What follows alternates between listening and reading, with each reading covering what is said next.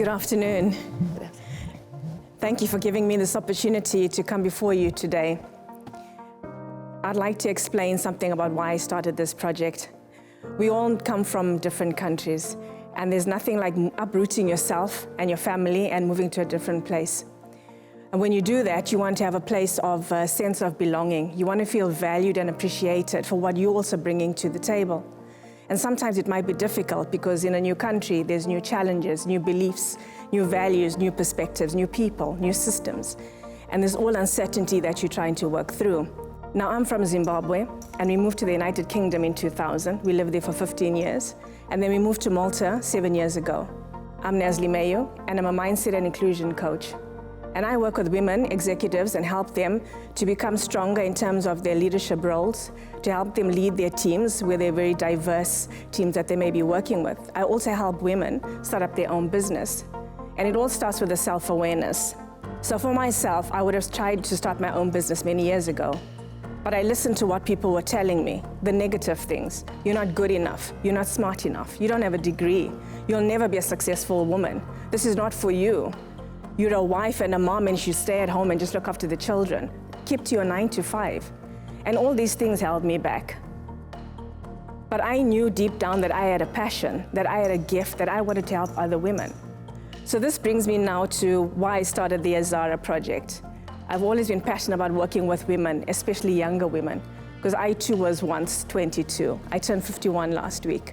So I've walked in their journey in terms of where they are right now, where they're doubting themselves. They feel that they can't do this. They compare themselves to other women, and social media, although it's a very powerful tool, is stopping them. So this is where I help them raise their self-awareness around the beliefs and the blocks that are holding them back. And that's what I want to do. I want to be able to help 10 women in Malta. 5 of them are Maltese and 5 of them are non-Maltese. But the idea is for them to come together and use their gifts so that they can start their own business with the support and the resources and help them become more resilient so that they can also achieve their dreams. And if they have children, they're able to provide for those children. If they don't have any, they can travel, they can buy their home, they can study even more so. But without those support mechanisms for them, without a role model, without the resources, they're not going to be able to do that. And I've come across many young women who are like that, many older women as well, where they've stopped living their dream because they didn't have that opportunity, in their early 20s. And them coming together, they're going to be working together in terms of social inclusion. We know right now on the island there's a lot of angst and everybody tells you to go back to your country. It's because things are imploding within people. People are struggling. People are going through situations they never thought that they'd faced before, and they're finding it hard with the cost of living and everything else. And so what happens is that if I can't lobby government, I'll turn to my neighbor. And if my neighbor is not Maltese, we end up arguing and, you have silly spats.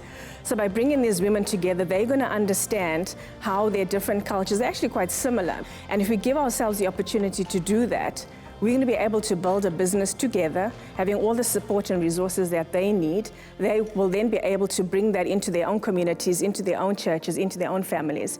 And we can see that we can actually live together and have the sense of purpose and a sense of pride. So that'll be the outcome when they're working together and they're building a business together and helping each other and empowering maybe another younger woman who may think, well, that's not for me. When I leave school, what am I going to do? In my situation, when I left school, I was told you'll get married, you'll have children, and that's it. There was no space for you to even dream or even talk about it. And if you did raise it, it was like, that's not for you. And that's a belief that you carry on throughout your life. So this is all about changing mindset and changing beliefs that we can be anything that we want to be, that anything is possible if we're just given the right opportunity. And there's an African proverb, if we want to go far, you can go alone. But if you want to go faster, go with somebody else. I thank you. Thank you, Nazlee. Thank you. I don't think the money will take you a long way. By the time you do your coaching thing, you hire all these people to support these people. Mm-hmm. And what kind of business would the women be doing? We don't know. We don't know. That is my question. I'm all about empowering women, of course, giving all the chances, opportunity, but what? Okay, how they're gonna be, what the women will be doing to actually get this financial independence? So ultimately, with all the best coaching in the world, if you don't have financing, especially, And a business idea. Yeah. Can I ask a question? I mean, for me, I'm very much in favour of women's empowerment, but I would look to do something which was for disadvantaged women, not necessarily, you know, maybe disabled or anything where you feel that, because I think that here, what we're doing is creating an impact to actually give people a step up who need that step up. But just because you're female, which is 50% of society, does not seem to me that we should be offering just a step up for that one reason. You know, and I do believe that and I 100% agree that in somewhere like Malta, there is not enough women in top businesses, and there is not enough women on boards, there's not enough women in management teams across the board, okay? So I do think that we should be pushing women's empowerment and women's equality. But at the same time, I think that something like this, and I think it should be focused on female, that's great, but I think it should be focused on disadvantaged females because they have more than just being a woman to contend with, they have other things as well. I think that the business model doesn't fit the platform because, first of all, you as a coach should aspire to coach women who would already have ideas of what business they want, maybe have some track record, and that you know for sure will be successful. You will utilize your energy as a coach much better working with another class of women. But that's a business concept. Here we're trying to create social impact. So it's a total different model for the platform. That's what I think. Okay, that's true. What you're doing is definitely great. We, as a woman, we definitely support that. But I agree here that maybe it's not the right project, at least in my opinion, for that Changemaker. Okay.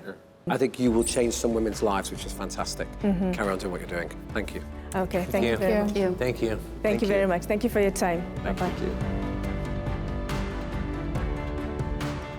I feel good actually. A rejection is just a redirection.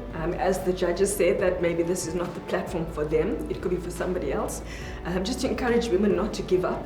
You know, if it is your dream, if it's your passion, just find, you'll find your way. Sit at the right table, ask questions, be curious, and take it one step at a time. It may not be today, but it will be tomorrow.